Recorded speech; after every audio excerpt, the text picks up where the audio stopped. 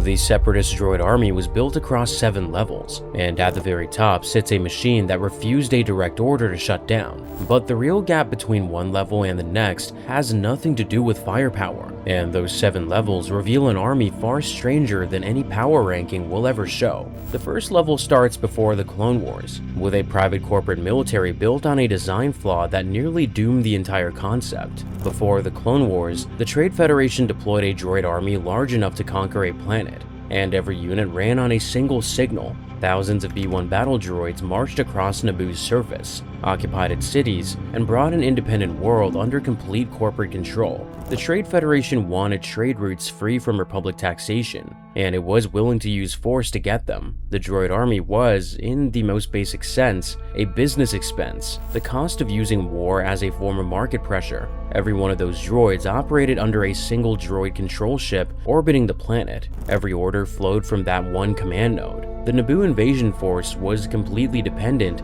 on that centralized control, and every droid on the surface operated as an extension of one processor. They were moving parts of a single system spread across an entire planet, and they performed with mechanical reliability as long as the signal held. Patrols moved through Theed's streets on fixed routes, while checkpoints sealed every major avenue, and the Queen's own palace became a holding facility. The entire population of a sovereign world was held in place by machines that did not need to eat, sleep, or rotate shifts. From orbit to surface, the system worked exactly as designed. Then a single strike ended the entire occupation. Young Anakin Skywalker destroyed the orbiting control ship during the Battle of Naboo, and the entire ground force shut down at once. Thousands of droids collapsed where they stood. A planetary offensive ended because one vessel went down, and the Trade Federation's corporate army went from conqueror to scrap in a single afternoon. Naboo became the defining failure of the entire Separatist military. Many later infantry and command design decisions trace back to what happened when that control ship burned.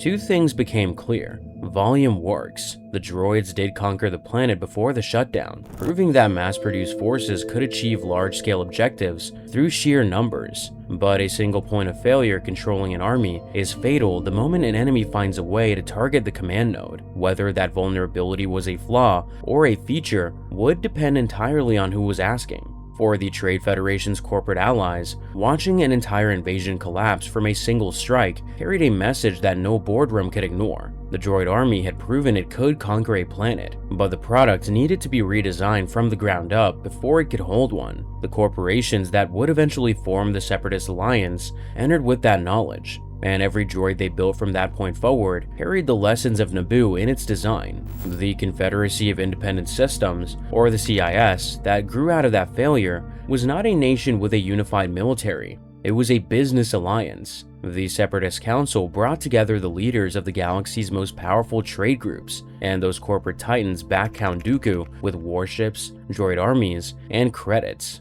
The Trade Federation manufactured cheap infantry and starfighters, while the Techno-Union built specialized hardware for hostile environments. The Commerce Guild supplied heavy armor, and the Intergalactic Banking Clan financed operations across multiple fronts. Leaders like Newt Gunray and Wat Tambor were corporate executives, not military strategists. They managed expenses, not campaigns, and each corporation contributed whatever its factories could produce. The Army's corporate origins left a mark on every unit it would ever field. Weapons built by competing companies with different engineering standards and different production timelines were never designed to work as a unified force.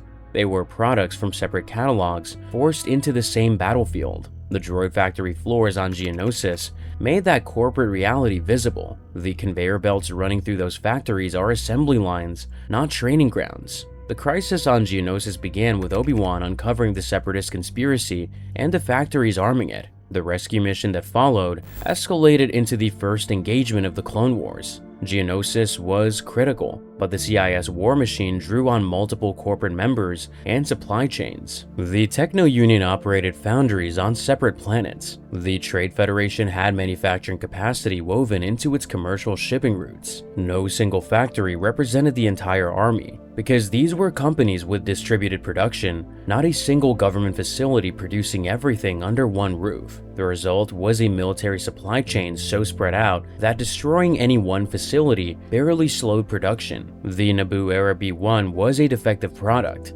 and what followed was the corporate response to that defect, one that took the droid army in directions nobody at the Trade Federation had planned. The Trade Federation did not abandon the B-1, but the fix gave it something the original never had, a mind of its own. The post-Naboo B-1 could operate without a central signal, but calling it independent was generous at best. These modified droids could follow standing orders on their own, guard a door, patrol a route, shoot anything that was not another droid. They function technically, but functioning and adapting are two very different things, and the independently operating B-1 struggled badly with the second. Without centralized direction, they became confused, chatty, and so rigid that experienced clone troopers learned to exploit their behavior within minutes of contact. That reputation followed B-1 battle droids across the war, as they repeatedly tripped over orders, panicked under pressure, and broke down whenever a plan changed. The flaws were not accidental, but the direct result of how they were designed.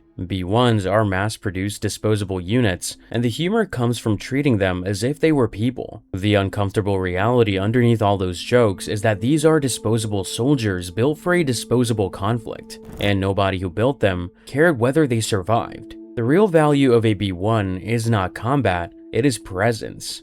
B-1s do not eat, sleep, need morale support, or suffer mental breakdown from extended deployment. A garrison of B-1s can hold a checkpoint for extended periods without rotation, rest, or resupply beyond basic power and occasional maintenance. A clone trooper garrison requires food, water, barracks, medical support, leave rotations, and constant command attention. For a faction fighting across thousands of star systems at once, that efficiency matters more than any amount of individual combat skill. B-1s are not soldiers in the way that word is usually understood. They function closer to automated sentries, the Star Wars equivalent of a locked door with a security camera.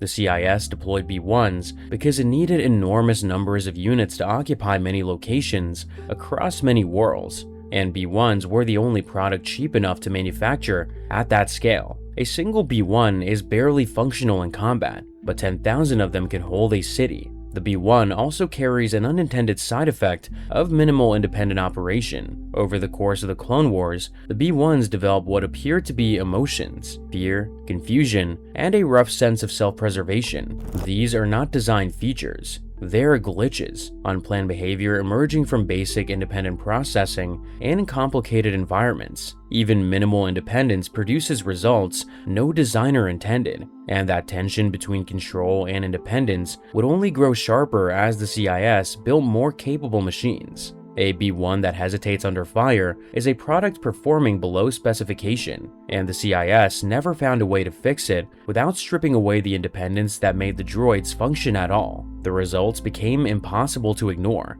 B-1s panic when cornered, complain about assignments they find unfair, and freeze in the middle of orders they seem to recognize as suicidal. None of that behavior was designed. All of it emerged because even the cheapest, most disposable droid in the catalog had been given just enough independence to notice its own situation. The Rishi Moon listening post proved exactly what B-1s could never handle. The CIS does not send B-1s to infiltrate that station. It sends Commando droids, an entirely different product built for precision operations. Even the CIS understood that B-1s were the wrong tool for covert assault. Each unit in the army was manufactured for a specific job, and deploying the wrong unit for the wrong job wastes resources the CIS cannot afford to lose. The Republic fought a war of conservation, where every clone loss carries permanent weight. The CIS fought a war of production, where every droid destroyed could be replaced through manufacturing rather than training. That gap, not individual combat performance, is why the Clone Wars lasted 3 full years. The CIS never mourned a single unit. The Republic never stopped counting its dead. Those two realities ground against each other for 3 years, and the friction between them shaped every battle both sides fought. B-1s hold ground through presence, but holding ground is not taking it, and for that, the CIS needed something built to walk into fire. The B-2 Super Battle Droid exists because Naboo exposed the B-1's fatal weakness, and the response came with a very different design philosophy. B2s carry built-in wrist blasters, heavier armor plating, and a critical upgrade over the original B1. They do not need a central control signal to keep fighting. If the communications are jammed, if the tactical droid coordinating their advance is destroyed, if every command link goes dark, a B2 keeps moving forward and keeps shooting. The CIS did not want a droid that would think about its orders. It wanted a droid that would carry them out even when no one was there to give new ones. But limited independence means exactly what it sounds like. A B2 will continue advancing and firing even when cut off from command, but it will not come up with a flanking plan, call for backup, or adjust its approach based on what the enemy is doing. It is a battering ram, not a strategist, and that single-minded aggression is not a flaw. It is a deliberate choice matched to the B2's role. A battering ram does not need to think. It needs to keep moving forward and hitting things, and the B2 delivers exactly that under any conditions. That narrow focus gave the B2 something the B1 never had: total commitment. A B1 might hesitate, shatter, or freeze under pressure. A B2 simply advances. The CIS had engineered hesitation out of the design entirely. The Second Battle of Geonosis showcased what B2s bring to a fight. Mass B2 formations ground against entrenched Republic positions in a relentless, punishing engagement that looked nothing like the clean victories clone troopers achieved against B1 garrisons elsewhere.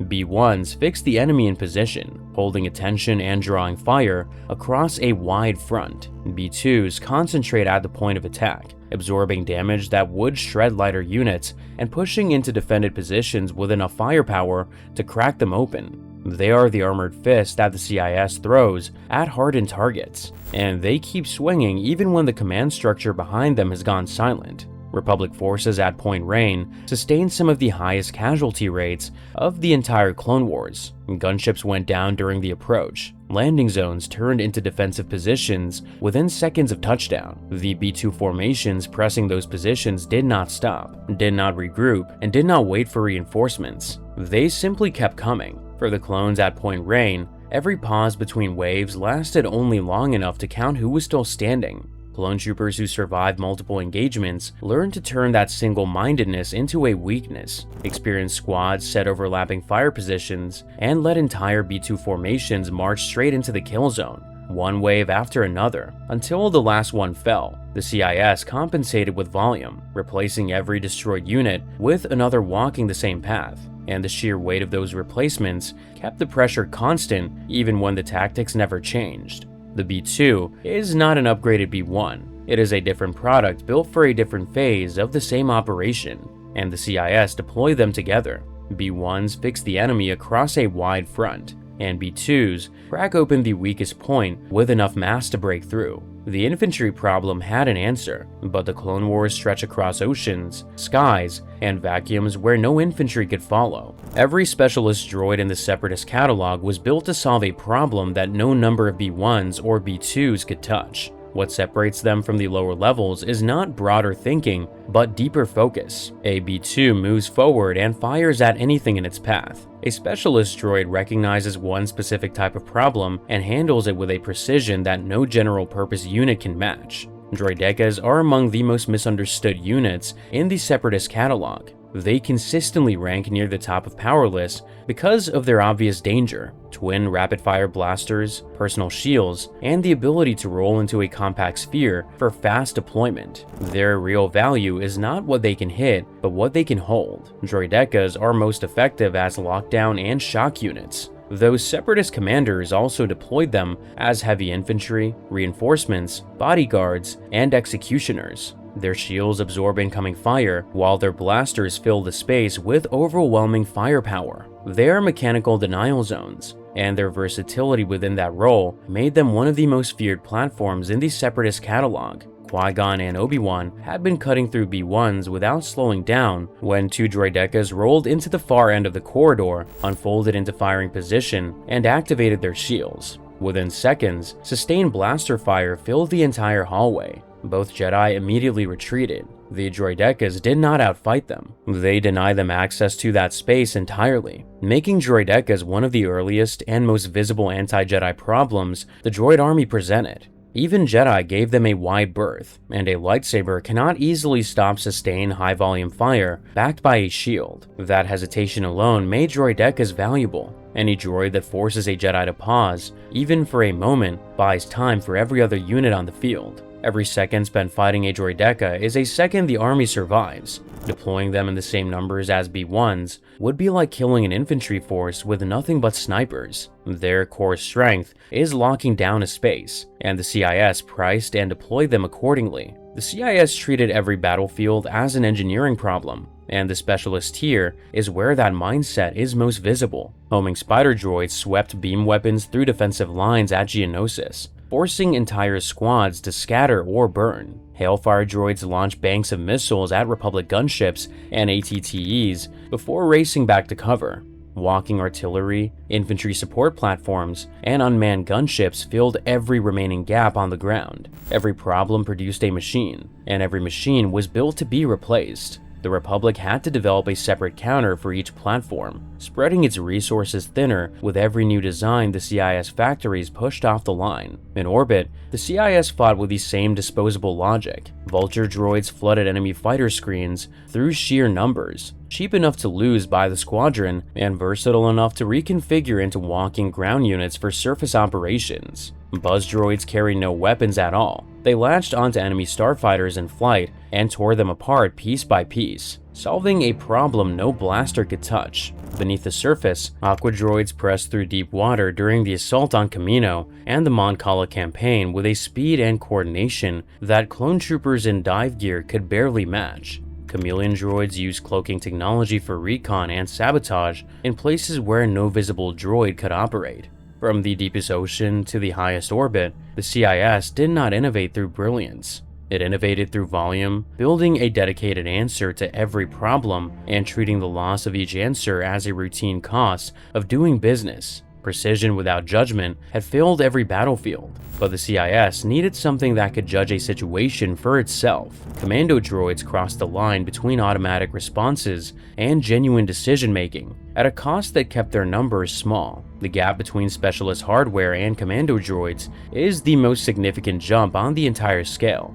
A Droideka responds to triggers. A commando droid reads a situation, evaluates it in real time, and chooses between multiple possible responses based on what it observes. That is not a machine running a set routine. That is something much closer to thinking. Commando droids were elite units too costly for large-scale production, and that cost limit is the key to understanding everything about them. Commando droids exist because the CIS recognized that certain problems cannot be solved by sending more B-1s. Infiltrating a defended outpost, impersonating enemy soldiers, running sabotage behind front lines, adjusting in real time when an operation falls apart. These tasks demand speed, flexibility, and a degree of independent reasoning that B-1s simply do not have. The Rishi Moon assault showed exactly what commando droids were designed to do. A commando droid team seizes the listening post, eliminates or neutralizes much of the garrison, impersonates Republic personnel to maintain the station's all-clear signal, and adjusts on the fly when surviving clones mount a resistance.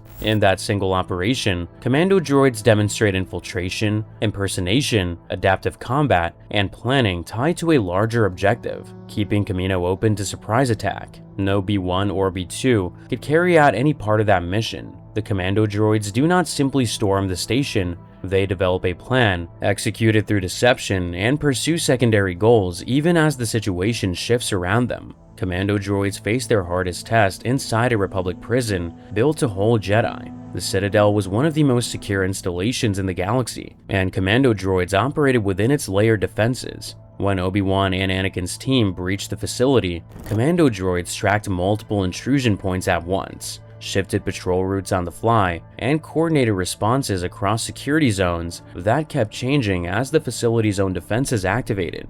They anticipated where the intruders would move next and reposition before the Jedi arrived. A B-2 in that environment would have walked the same corridor until someone stopped it. A commando droid recognized which corridors mattered and redirected itself before the enemy arrived. That kind of independent judgment in a shifting, unpredictable environment would have overwhelmed any specialist platform. The commando droids at the Citadel were not following instructions. They were solving problems in real time, and that capability placed them closer to the clone officers they were fighting than to the B-1s they were built alongside. A machine that operates the same way in every environment is running a program. A machine that changes its behavior based on what it observes is running something closer to judgment. From covert listening stations to maximum security prisons, Commando droids appeared across some of the most varied environments. Each setting demanded different behavior from the same platform, and in every case, the Commando droids adjusted without waiting for new instructions.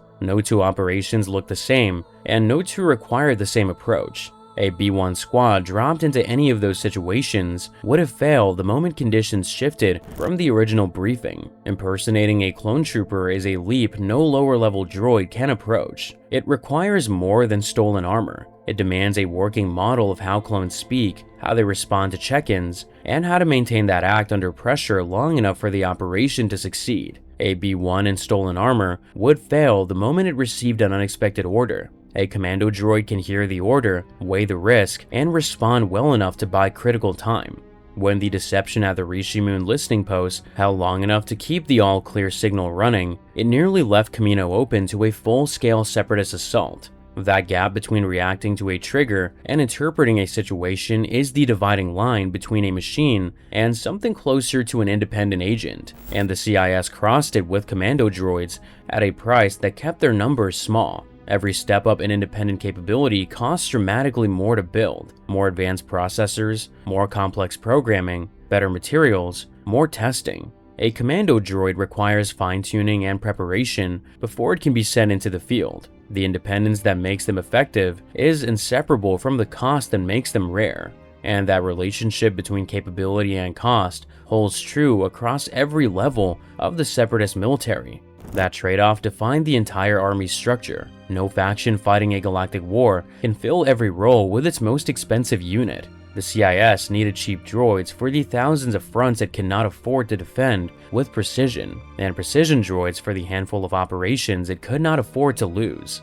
Garrisons need B-1s, and raids need Commando droids. The CIS could not replace its millions of B-1s with Commando droids any more than a real-world military could replace all its infantry with special forces. The economics do not allow it, and neither do the missions. Commando droids could read a room and improvise under fire, but the Jedi represented a problem that no amount of tactical thinking could solve. The Jedi represented a battlefield problem with no equal anywhere in galactic warfare. A handful of individuals who could single-handedly shatter standard battles. Qui-Gon Jinn and Obi-Wan Kenobi carved through dozens of B-1s without effort. Standard droid infantry could not stop a Jedi. Every Jedi deployed to a front could turn the tide of an entire engagement, cutting through defensive positions faster than any conventional weapon. And the CIS had no conventional answer for that. The CIS did not need droids that could defeat Jedi the way one army defeats another. It needed droids that could slow them down, drain their energy, force them into defensive positions, and most importantly, keep Jedi occupied long enough that they could not tear apart the rest of the army.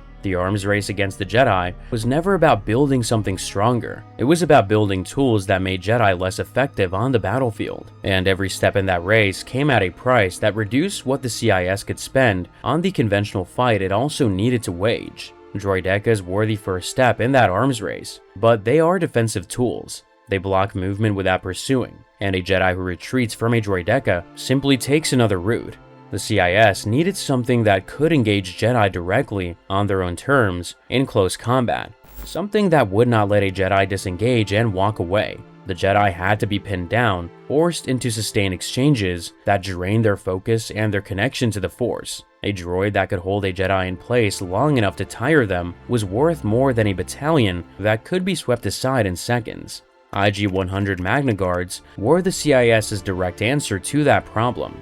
MagnaGuards guarded key Separatist leaders, stood as some of the toughest Jedi opponents in the droid army, and could keep fighting even after losing limbs or heads. They fought using coordinated techniques built around Jedi combat styles, anticipating lightsaber angles and pressing from multiple sides at once to deny a Jedi any room to breathe. That ability to engage Force-sensitive opponents in sustained close combat made them fundamentally different from Commando droids, who could adapt within a single mission but were never built for drawn-out duels against lightsaber wielders. A Commando droid can plan a raid and adjust when things go wrong, but it works from a plan. A MagnaGuard has no plan. It reads an opponent's fighting style mid-strike, predicts where the next blow will land, and coordinates with other MagnaGuards without communication, each one independently modeling the positions of its allies, the Jedi, and the space between them. That kind of real-time processing across multiple variables at once is what places MagnaGuards above Commando droids on the independent scale. Their electrostaffs were designed to repel lightsaber strikes, allowing MagnaGuards to survive close-quarters exchanges that would destroy ordinary droids.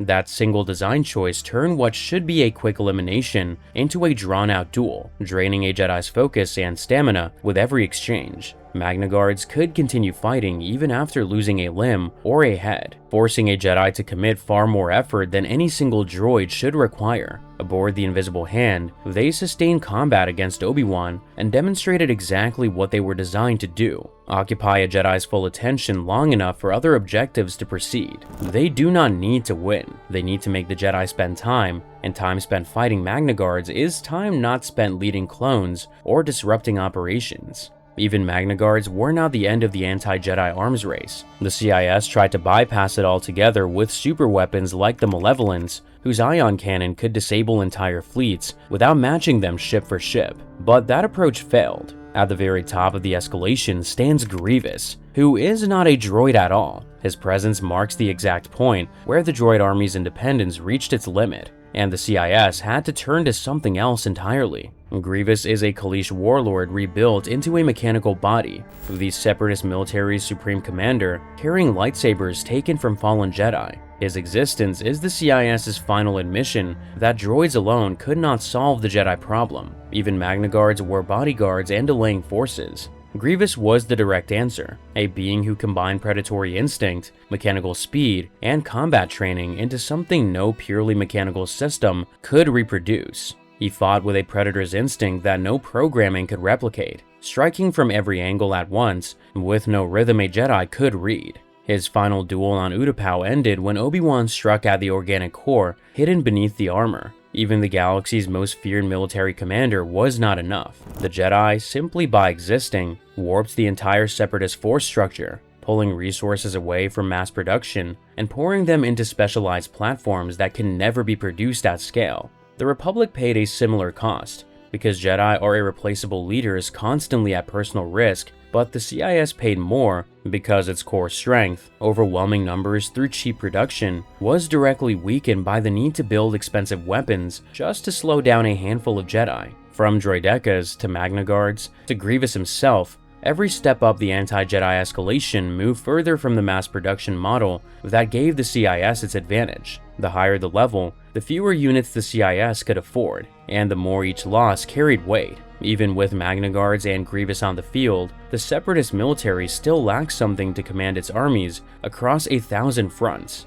The CIS used tactical droids to coordinate operations across its armies, reducing its reliance on living commanders. T-Series tactical droids were automated generals, deployed to process battlefield data, issue orders, and coordinate multi-unit operations across ground, air, and space at the same time. They were not combat units. They were decision-makers, filling a command role that the Separatist military needed covered across too many fronts at once. Living generals were scarce, expensive, and limited by the organic need for rest and rotation. A tactical droid could be deployed to any theater, process battlefield data faster than any living mind, and never need to be relieved. Standard tactical droids are rigid and predictable. They process available data, select a course of action from their programming, and execute it with mechanical precision. That sounds effective until experienced clone commanders realize that they can read the decision logic and stay ahead of it.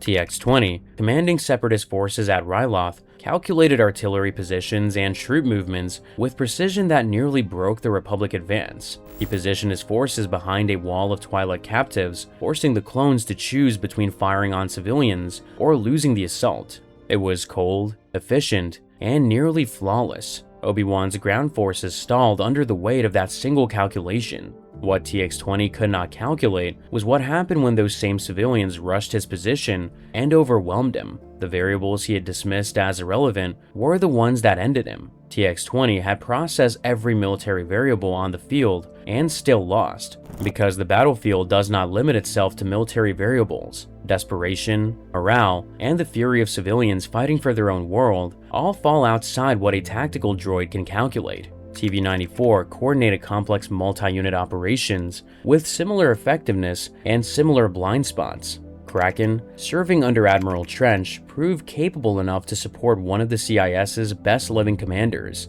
yet still locked into the same rule-based thinking. The common weakness across every standard tactical droid was identical. Clone officers across multiple campaigns learned to study how they made decisions and prepare counters before engagements even began. A clone commander who had faced one tactical droid could predict how the next one would respond to the same situation, because the logic never changed. The rigidity that made tactical droids reliable also made them readable, and readable opponents do not survive long against adaptive ones. Super tactical droids closed that gap with a major improvement in strategic intelligence. They were highly capable commanders, a significant step above standard tactical droids in both processing power and decision-making. They ran entire war fronts without living oversight, coordinating fleet movements, ground campaigns, and special operations at the same time. Where a standard tactical droid relied on precise calculation and lacked imagination, a super tactical droid could evaluate a broader situation and arrive at conclusions that no simple calculation could produce. They adapted mid-campaign, abandoned failing strategies, and redirected entire armies based on intelligence that standard tactical droids would have processed as noise. Where a T-series followed the strongest data point, a super tactical droid could recognize when the data itself was incomplete and compensate for what it cannot see. What Kalani eventually did sets him apart from every other droid in the Separatist military. Kalani was a super tactical droid who prevented Sidious's shutdown command from taking effect after Order 66. When that deactivation order came down the chain, Kalani ran it against everything he knew. The Separatist military was still operational. His forces were intact, and no surrender had been negotiated or treaty signed. The order carried authority, but it contradicted the tactical reality on the ground. Kalani judged it inconsistent with the situation he understood. The order was not damaged or garbled. It simply did not fit, and so he refused it. Every droid below him on the scale would have complied without hesitation. B1s shut down on command, B2s would have powered off mid-stride, and Commando droids would have deactivated between operations. Kalani looked at a direct order, judged it wrong, and chose to keep fighting. Kalani maintained a Separatist holdout force on Agamar for years after the Clone Wars ended. He ran patrols through empty corridors, cycled power to droids that no supply chain would ever resupply, and continued to operate as if hostilities had never officially concluded. No new orders came, no reinforcements arrived, and no command structure acknowledged his reports. The corridors grew quieter with each passing year. Power cells drained, joints locked, and the droids still standing moved slower with each patrol cycle. Kalani maintained them all, stretching resources that were never meant to last this long. For years, a machine designed to process strategic data kept processing a conflict that no longer existed, and somewhere in that silence, something shifted. The machine kept recalculating, but the calculation had changed. It was no longer processing how to win the war, but whether the war had ever been real.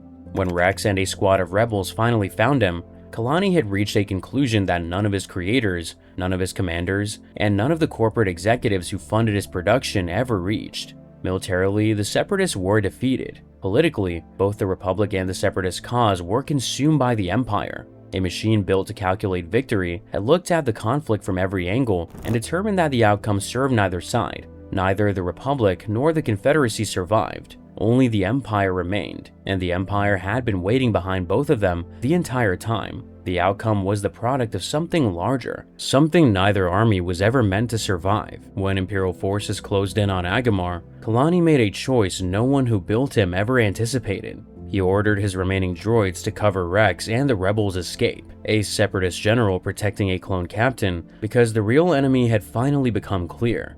Two soldiers built on opposite sides of a manufactured conflict standing together against the machine that built them both. Rex, a clone bred to follow orders, stood beside a droid built to execute them. Neither had chosen the side they fought for. Neither had been told the truth about why the conflict existed. In that moment on Agamar, facing down an Imperial assault, none of that history mattered. For a droid designed to process strategic data and find the path to winning, the realization that winning was never an option represents a moment of genuine weight. Kalani is a weapon that figured out it was used. No other droid in the Separatist catalog came close. Commando droids adapted within single missions, and MagnaGuards processed combat in real time. But Kalani's independence was aimed at the entire conflict. He saw what no one who built him ever wanted him to see. A machine smart enough to run an entire war front turned out to be smart enough to survive the conflict's engineered ending. Everything in the Separatist droid army existed inside a conflict that was never meant to be won. Palpatine controlled both sides. He needed two armies that could be eliminated without political consequence the moment they had served their purpose. Clones were manufactured soldiers whose obedience could be exploited through Order 66, and droids were products that could be deactivated by a single transmitted command. That is not a coincidence. It is the same design. The centralized control structure that makes B1s vulnerable on the battlefield is, from Palpatine's position, the army's most valuable feature. When Anakin struck down the Separatist Council on Mustafar, the shutdown command went out, and countless battle droids across the galaxy stopped fighting in an instant. The conflict ended not through military victory, but through corporate shutdown. The leaders eliminated Mustafar, the products discontinued with a single transmitted signal. The droid army only ever needed to remain threatening long enough. It needed to be dangerous enough to keep the Republic afraid, to keep the Jedi deployed as frontline generals, and to keep the Senate granting emergency authority. It never needed to win. Winning would have ruined everything Sidious had built. After the conflict ended, Separatist droids were melted down in Imperial facilities. Tactical droid databanks remain valuable because they contain years of data on clone tactics, unit deployments, and command weaknesses, and that intelligence outlived the machines that generated it. The destruction also served a security purpose. A galaxy full of independent military hardware carrying years of combat experience, and in at least one case, the proven ability to refuse direct orders, represented a threat that no new regime could tolerate. Kalani's survival proved the concern was justified. Even in scrap, the droid army remained dangerous. The independence that made it effective in war made it unpredictable in peace. And unpredictable weapons are the first ones a new regime destroys. 3 years of fighting a mechanical enemy had already done its deeper work. The droid army fought the Republic on the battlefield, but it also wore down the Republic's resistance to unchecked control. Emergency powers granted for the duration of the crisis were never returned, and military oversight that once required Senate approval became routine. Citizens who had once protested the creation of a standing army came to depend on it, and by the time the Empire was announced, the public had already accepted most of the changes that made it possible. The droids were the justification. Their existence made the loss of freedom feel reasonable, and that may have been the most dangerous thing the droid army ever accomplished. Every droid in the Separatist catalog, from the B1s that shut down on Naboo to the super tactical droid that refused to shut down on Agamar, was a product built by the same hand that built its enemy. Sidious did not need the droid army to win. He needed it to exist long enough to justify everything he was building on the other side. The Separatist droid army was not a failure. It performed exactly as designed. On the other side of the same engineered conflict, the clones carried a similar design inside them without knowing it. Palpatine built them both, used them both, and discarded them both. The droids were shut down all at once. The clones were taken apart slowly, but only one machine in the entire Separatist army saw the truth before the shutdown signal ever arrived. Even the cheapest unit in the catalog, the B1, developed something that looked like a voice of its own. And the real reason those droids talk so much says more about the conflict than any engagement ever did.